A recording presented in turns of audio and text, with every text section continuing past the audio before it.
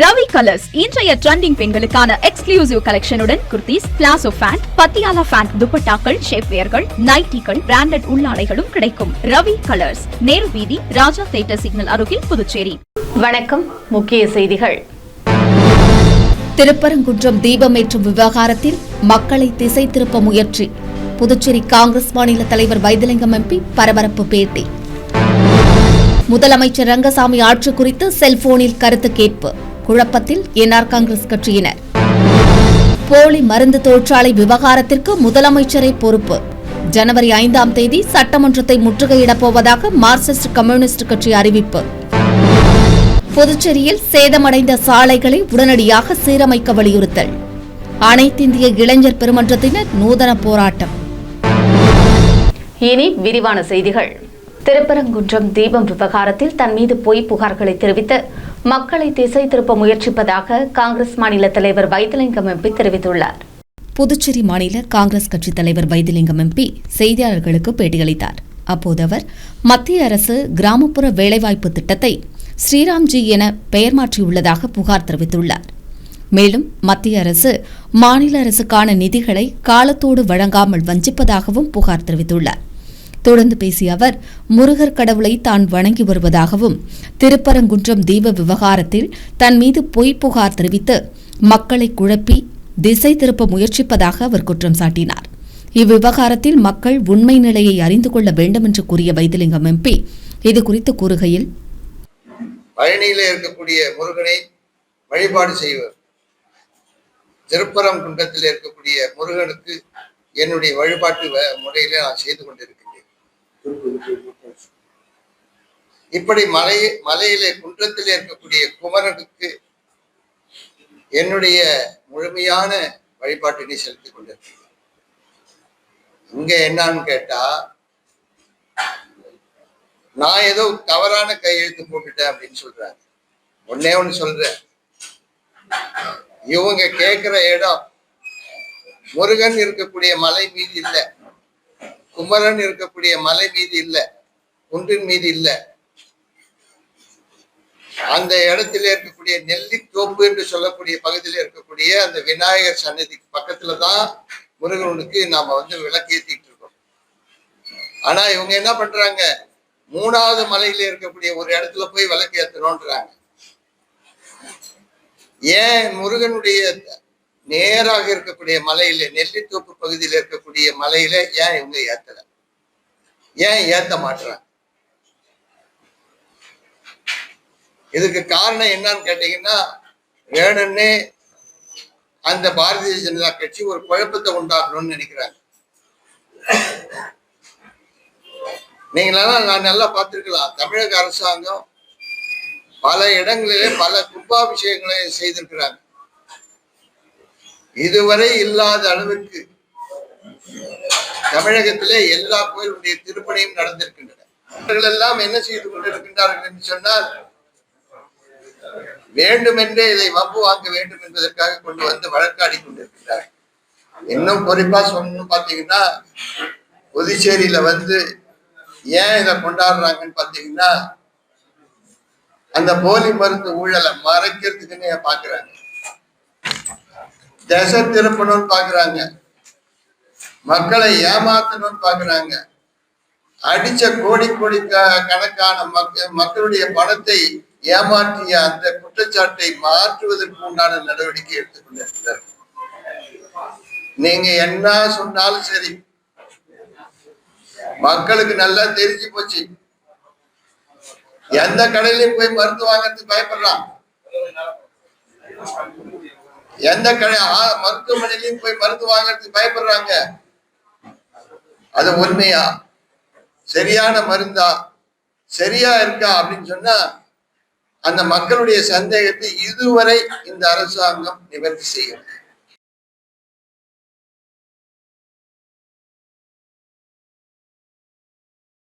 முதலமைச்சர் ரங்கசாமி ஆட்சி குறித்து செல்போன்களில் கருத்து கேட்கப்படுவது என்ஆர் காங்கிரசார் மற்றும் பொதுமக்களிடையே குழப்பத்தை ஏற்படுத்தியுள்ளது. தமிழகம் மற்றும் புதுச்சேரியில் சட்டசபை பொதுத் தேர்தல் நெருங்கி வரும் வேளையில் அரசியல் கட்சிகள் மக்கள் மத்தியில் தங்களது செல்வாக்கை தெரிந்து கொள்ள சர்வே எடுப்பது வழக்கமான ஒன்று.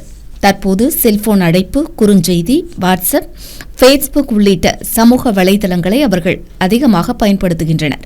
புதுச்சேரியிலும் இதே பாணியை அரசியல் கட்சியினர் கையில் எடுத்துள்ளனர். புதுச்சேரியில் டிசம்பர் 17ஆம் தேதி பொதுமக்களுக்கு செல்போனில் அழைப்பு ஒன்று வந்தது. தொடர்ச்சியாக வந்த அழைப்பில் கருத்து கணிப்புக்கான கேள்விகள், புதுச்சேரியின் தேவைகள், வளர்ச்சிக்கான முன்னுரிமைகள் அறிந்து கொள்ள தாங்கள் சிறிய கருத்து கணிப்பை நடத்துவதாகவும், கருத்துக்கள் மிகவும் மதிப்புடையது என்றும், தயவு செய்து உங்கள் கருத்துக்களை பதிவு செய்யுங்கள் என்றும் வலியுறுத்தப்பட்டது. தற்போது நீங்கள் முதலமைச்சர் ரங்கசாமியின் செயல்பாடுகளில் திருப்தி அடைந்து உள்ளீர்களா? திருப்தி என்றால் 1ஐ அழுத்தவும், நடுநிலை என்றால் 2ஐ அழுத்தவும், அதிருப்தி என்றால் 3ஐ அழுத்தவும் என்ற ரீதியில் சர்வே எடுக்கப்பட்டது. அடுத்தடுத்து ஏராளமான பொதுமக்களின் செல்போன்களுக்கு இந்த அழைப்பு வந்தது. யார் தரப்பில் இந்த கேள்விகள் கேட்கப்பட்டன என்று பதிலளிக்கவில்லை. இதனால் யார் சர்வே எடுக்கின்றனர் என தெரியாமல் செல்போனில் அழைப்பு வந்தவர்கள் குழப்பத்திற்கு ஆளாகினர். முதலமைச்சர் ரங்கசாமி ஆட்சி குறித்து பொதுமக்களிடம் செல்போனில் கருத்து கேட்டது யார் என்று இதுவரை தெரியவில்லை. இதனை யார் செய்தது என தெரியாமல் என்ஆர் காங்கிரஸ் கட்சியினரும் பொதுமக்களும் குழப்பத்தில் உள்ளனர். போலி மருந்து விவகாரத்திற்கு தார்மீக பொறுப்பேற்று முதலமைச்சர் ரங்கசாமி பதவி விலக வேண்டும் என்றும், இதை கண்டித்து டிசம்பர் 5ஆம் தேதி சட்டசபையை முற்றுகையிட்டு ஆர்ப்பாட்டம் நடத்தப் போவதாகவும் மார்க்சிஸ்ட் கம்யூனிஸ்ட் கட்சி அறிவித்துள்ளது. புதுச்சேரி மாநில மார்க்சிஸ்ட் கட்சி அலுவலகத்தில் கட்சியின் அரசியல் தலைமைக்குழு உறுப்பினர் பாலகிருஷ்ணன் செய்தியாளர்களை சந்தித்தார். அப்போது புதுச்சேரியில் போலி மருந்து தொழிற்சாலைகளில் அதிகப்படியான ஊழல் நடைபெற்றுள்ளதாக குற்றம் சாட்டினார். மக்களின் உயிரோடு விளையாடும் சூழல் நடைபெற்றுள்ளதாகவும், இதற்கு முதலமைச்சர் ரங்கசாமி முழு பொறுப்பேற்க வேண்டும் என்றார். சிபிஐ விசாரணைக்கு உத்தரவிட வேண்டும் என்று கூறிய பாலகிருஷ்ணன், ரங்கசாமி தலைமையிலான அரசு பதவி விலக வேண்டும் என்றார். முதலமைச்சர் தனது பதவியை ராஜினாமா செய்ய வேண்டும் என்றும், இதை கண்டித்து ஜனவரி 5ஆம் தேதி மறியல் மற்றும் சட்டமன்ற முற்றுகை போராட்டம் நடத்தப்படும் என்றும் அவர் கூறினார். மறியல் மற்றும் போராட்டம் குறித்து புதுச்சேரியில் கூட்டணி கட்சிகளுடன் கலந்து பேசி முடிவெடுக்கப்படும் என்றும் அவர் தெரிவித்தார். புதுச்சேரியில் மின் கட்டணத்தை உயர்த்தியுள்ளதாகவும், ஆட்சியில் உயர்த்தியது மட்டுமல்லாமல் அடுத்த 5 ஆண்டுக்கும் உயர்த்த ஒப்புதல் போடப்பட்டுள்ளது கண்டிக்கத்தக்கது என்றார். புதுச்சேரி பாரதியார் கிராம வங்கி என்ற பெயரை மத்திய அரசின் ஆணைப்படி புதுச்சேரி கிராம வங்கி என பெயர் மாற்றியுள்ளதற்கும் அவர் கண்டனம் தெரிவித்துள்ளார். பேட்டியின் போது கட்சியின் புதுச்சேரி மாநில செயலாளர் ராமச்சந்திரன், நிர்வாகிகள் பெருமாள், ராஜாங்கம் ஆகியோர் உடனிருந்தனர். அரசாங்கம் பதவி விலக வேணும், இதன் மீது ஒரு சிபிஐ விசாரணைக்கு உத்தரவிட வேண்டும் என்று மார்க்சிஸ்ட் கம்யூனிஸ்ட் கட்சி வற்புறுத்துவதும், இதை வற்புறுத்தி அடுத்த சில நாட்களில் நாங்கள் மாநிலம் முழுவதும் ஒரு வலுமிக்க பிரச்சார இயக்கத்தை நடத்துவதும், வருகிற ஜனவரி 5ஆம் தேதி சட்டமன்றத்துக்கு முன்னால் ஒரு முற்றுகை போராட்டத்தை நடத்துவது என்று மார்க்சிஸ்ட் கம்யூனிஸ்ட் கட்சியின் சார்பில் நாங்கள் தீர்மானிச்சிருக்கோங்கிறத சொல்ல விரும்புகிறோம். எனவே புதுச்சேரியில் வாழக்கூடிய மக்கள் மருந்துங்கிற பேரில் விஷத்தை சாப்பிட்டு வாழக்கூடிய ஒரு மோசமான நிலைமையை இந்த அரசு உருவாக்கியது. நோயை தீர்ப்பதுக்கு தான் மருந்து, ஆனால் இப்போ நோயை தீர்க்கிற மருந்தே இன்னைக்கு விஷமாக மாறி இருக்கிற போலி மாத்திரை தயார் பண்ணி உற்பத்தி பண்ணக்கூடிய ஒரு மையமாக புதுச்சேரி மாநிலம் மாறி போயிருக்குன்னா, அதுக்கு முழுக்க இன்றைக்கு இருக்கிற இந்த கூட்டணி அரசாங்கம், இந்த அமைச்சரவை, குறிப்பாக இன்னைக்கு ரங்கசாமி முதலமைச்சர் இதுக்கு முழு பொறுப்பேற்றுக் கொள்ளணும். அவங்க பதவியை ராஜினாமா பண்ணணும். புதுச்சேரியில் சேதமடைந்த சாலைகளை உடனடியாக சீரமைக்க வலியுறுத்தி அனைத்து இந்திய இளைஞர் பெருமன்றத்தினர் கை மற்றும் கால்களில் கட்டுகளுடன் நூதன போராட்டத்தில் ஈடுபட்டதால் பொதுப்பணித்துறை அலுவலகம் முன்பு பரபரப்பு ஏற்பட்டது. அனைத்திந்திய இளைஞர் பெருமன்றம் புதுச்சேரி மாநில குழு சார்பில் பொதுப்பணித்துறை தலைமை பொறியாளர் அலுவலகம் முன்பு ஆர்ப்பாட்டம் நடைபெற்றது. மாநில தலைவர் முருகன் தலைமை தாங்கினார்.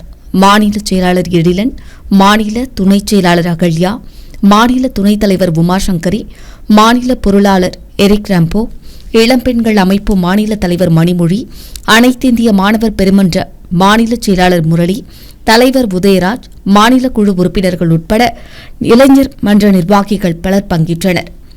மழையால் சேதமடைந்த அனைத்து சாலைகளையும் போர்க்கால அடிப்படையில் சீரமைக்க வேண்டும் என ஆர்ப்பாட்டத்தில் வலியுறுத்தப்பட்டது. சாலை விபத்தில் சிக்கி காயமடைந்தது போல தலை மற்றும் கை கால்களில் கட்டுகளுடன் போராட்டத்தில் ஈடுபட்டது பரபரப்பை ஏற்படுத்தியது. தொடர்ந்து பொதுப்பணித்துறை முதன்மை பொறியாளர் வீரசெல்வத்தை நேரில் சந்தித்து ஆர்ப்பாட்டக்காரர்கள் மனு வழங்கினர். சரி செய்கிறேன். போலி மருந்து விவகாரத்தில் முதலமைச்சர் மற்றும் சபாநாயகர் மௌனம் காப்பது ஏன் என்றும் தான் எந்த விசாரணைக்கும் தயாராக உள்ளதாக முன்னாள் முதலமைச்சர் நாராயணசாமி தெரிவித்துள்ளார். புதுச்சேரி காங்கிரஸ் கட்சி தலைமை அலுவலகத்தில் முன்னாள் முதலமைச்சர் நாராயணசாமி செய்தியாளர்களை சந்தித்தார். அப்போது போலி மருந்து தொழிற்சாலை விவகாரத்தில் குற்றவாளியாக சபாநாயகர் செல்வத்தை சேர்க்க வேண்டும் என்று கூறிய முன்னாள் முதலமைச்சர், சபாநாயகரின் தொகுதியில் தவளக்குப்பம், இடையார்பாளையம் உள்ளிட்ட இடங்களில் போலி மருந்துகள் பதுக்கி வைக்கப்பட்டிருந்ததை குறிப்பிட்டார். இதேபோல முதலமைச்சரின் தொகுதியான மேட்டுப்பாளையத்தில் போலி மருந்து தயாரிப்பு தொழிற்சாலை கண்டறியப்பட்டதையும் அவர் சுட்டிக்காட்டினார். போலி மருந்து தொழிற்சாலை விவகாரத்தில் பாரதிய ஜனதாவின் பங்கு அதிகம் உள்ளது என்றும் அவர் தொடர் குற்றச்சாட்டுகளை முன்வைத்தார். முதலமைச்சர் ரங்கசாமிக்கும் போலி மருந்து விவகாரத்தில் தொடர்பு இருப்பதாக கூறிய நாராயணசாமி, 18 மாநிலங்களில் விற்பனை செய்யப்பட்டுள்ளதால் வழக்கை சிபிஐ விசாரணைக்கு உத்தரவிட வேண்டும் என்று கூறினார். இதற்கு தார்மீக பொறுப்பேற்று சபாநாயகர், அமைச்சர்கள், முதலமைச்சர் ஆகியோர் ராஜினாமா செய்ய வேண்டும் என்றும் அவர் கூறினார். இந்த விவகாரத்தில் தன் மீது குற்றம் சுமத்தினால் சிபிஐ உட்பட எந்த விசாரணைக்கும் தான் தயார் என்றும் அவர் கூறினார். ஆனால் சபாநாயகர், முதலமைச்சர் ஆகியோர் போலி மருந்து விவகாரத்தில் வாய் திறக்காதது ஏன் என்றும் கேள்வி எழுப்பினார். தொடர்ந்து பேசிய அவர், சிபிஐ விசாரணை நடத்தினால் அனைவரும் சிறைக்கு செல்வார்கள் என்றும் கூறினார். மேலும் சிபிசிஐடி கைப்பற்றிய ராஜாவின் டைரியில் எழுதியுள்ள அரசியல்வாதிகளின் பெயர்களை உடனடியாக வெளியிட வேண்டும் என்றும் பேட்டியின் போது முன்னாள் முதலமைச்சர் நாராயணசாமி வலியுறுத்தினார். ஆனால் இதுவரை, இன்று வரை நாங்கள் இந்த போலி மாத்திரை தயாரித்து விற்பதிலே ராஜாவோடு கைகோர்த்து இந்த ஆட்சியாளர்கள், அதாவது பாரதிய ஜனதாவை சேர்ந்த முக்கிய தலைவர்கள், முதலமைச்சர் ரங்கசாமி இருக்கிறார் என்று பகிரங்கமாக கூறுகிறோம். ஏன் இவர்கள் வாய் திறக்கவில்லை? ஏன் இதுவரை பதில் சொல்லவில்லை? மரியாதைக்குரிய நமச்சிவாயம் அவர்கள் சொன்னார், 2017 இந்த கம்பெனி ஆரம்பித்தார், ராஜா என்பவர் ஆரம்பித்தார், அதற்கு நாராயணசாமி அனுமதி கொடுத்தார் என்று சொன்னார். நான் முதலமைச்சராக இருக்கும் பொழுது நான் பகிரங்கமாக மக்கள் மத்தியில பேசும்போது கூட, பேட்டி கொடுக்கும் போது கூட, நான் எந்த விசாரணைக்கும் தயாராக இருக்கிறேன். சிபிஐ விசாரணை வைக்கிறீங்கன்னா தயாராக இருக்கிறேன். அது மட்டுமல்ல, என் மீது வழக்கு போடுவீங்களா, நான் தயார். என் மீது ஆதாரம் இருந்தால் எந்த விசாரணைக்கு நான் என்னை உட்படுத்திக் கொள்கிறேன் என்று சொன்னேன்.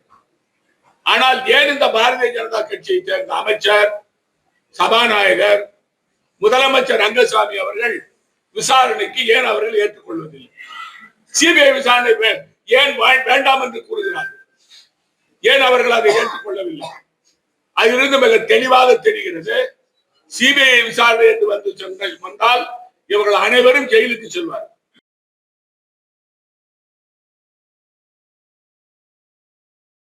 புதுச்சேரி முன்னாள் முதலமைச்சரும் சுதந்திர போராட்ட தியாகியுமான வெங்கட சுப்பரெட்டியாரின் பிறந்தநாள் அரசு சார்பில் கொண்டாடப்பட்டது. புதுச்சேரியின் முன்னாள் முதலமைச்சரும் சுதந்திர போராட்ட தியாகியுமான வெங்கட சுப்பரெட்டியாரின் பிறந்தநாள் அரசு சார்பில் சிறப்பாக கொண்டாடப்பட்டது.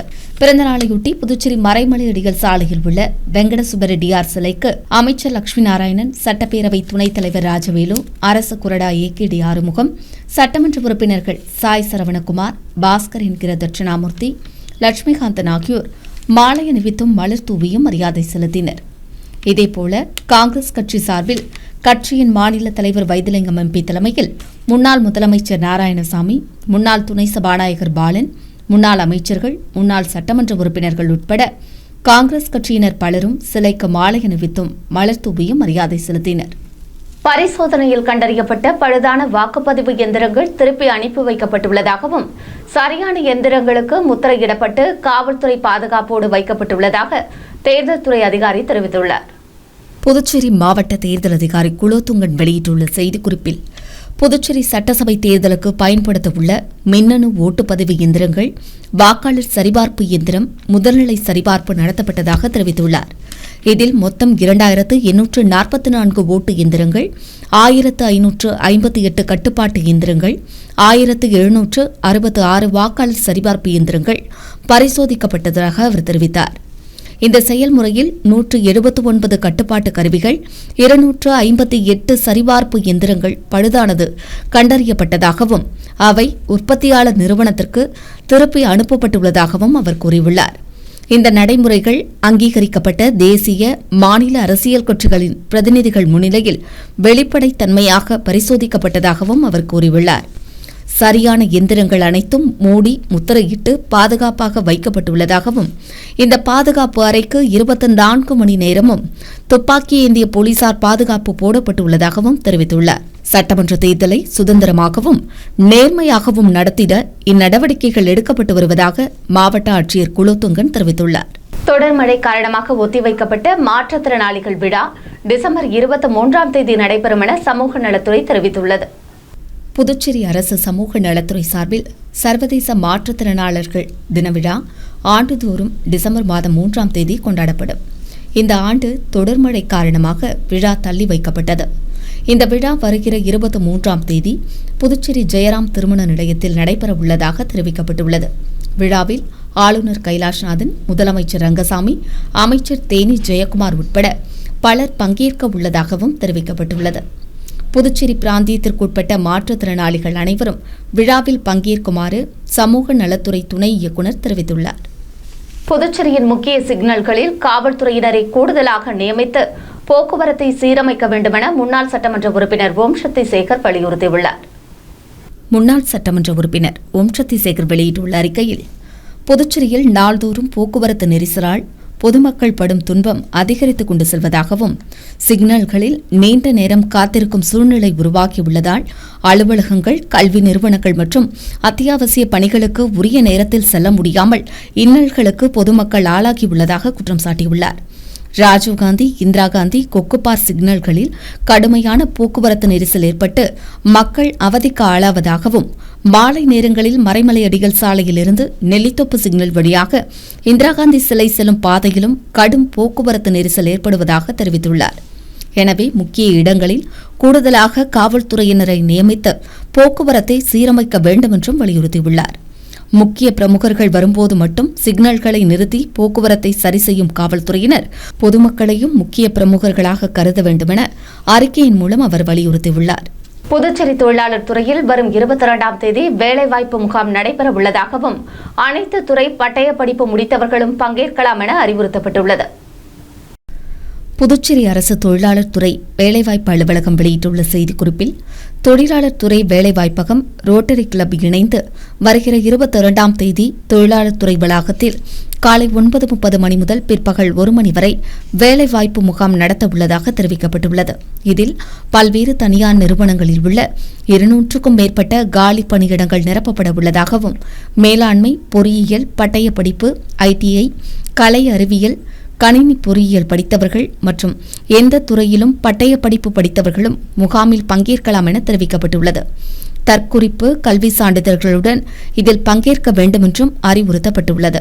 இதேபோல் புதுச்சேரி அரசு தொழிலாளர் துறை வேலைவாய்ப்பகம் அரசு வேலைக்கான போட்டித் தேர்வில் கலந்து கொள்வோர்களுக்கு இலவச பயிற்சி வகுப்பு விரைவில் தொடங்கப்பட உள்ளதாகவும் தெரிவிக்கப்பட்டுள்ளது. விண்ணப்பதாரர்கள் தொழிலாளர் துறை வலைதளத்தில் 19/12/2025 காலை 9:30 மணி முதல் 28/12/2025 மாலை 5:30 மணிக்குள் பூர்த்தி செய்து விண்ணப்பங்களை சமர்ப்பிக்க வேண்டும் என்றும் கேட்டுக் கொண்டுள்ளது. அடுத்து வருவது புதுவை இன்றைய தங்கம் மற்றும் வெள்ளி விலை நிலவரம். இன்றைய தங்கம் வெள்ளி விலை விவரம். புதுவையில் இன்றைய தங்கம் வெள்ளி விலை விவரம் வழங்குபவர்கள் முத்து கோல்ட் ஹவுஸ், பாண்டிச்சேரி. தங்கம் 1 கிராம் 12,360 ரூபாய். இன்றைய தங்கம் வெள்ளி விலை விவரம். வெள்ளி 10 கிராம் 2,210 ரூபாய். இத்துடன் ஏஎம்என் செய்திகள் நிறைவடைந்தன. வணக்கம். புதுச்சேரி உங்கள் ஏஎம்என் டிவி செய்திகளை யூடியூபில் உடனுக்குடன் காண ஏஎம்என் டிவி பாண்டிச்சேரி சேனலை சப்ஸ்கிரைப் செய்யுங்கள். பெல் பட்டனை மறக்காமல் கிளிக் செய்யுங்கள்.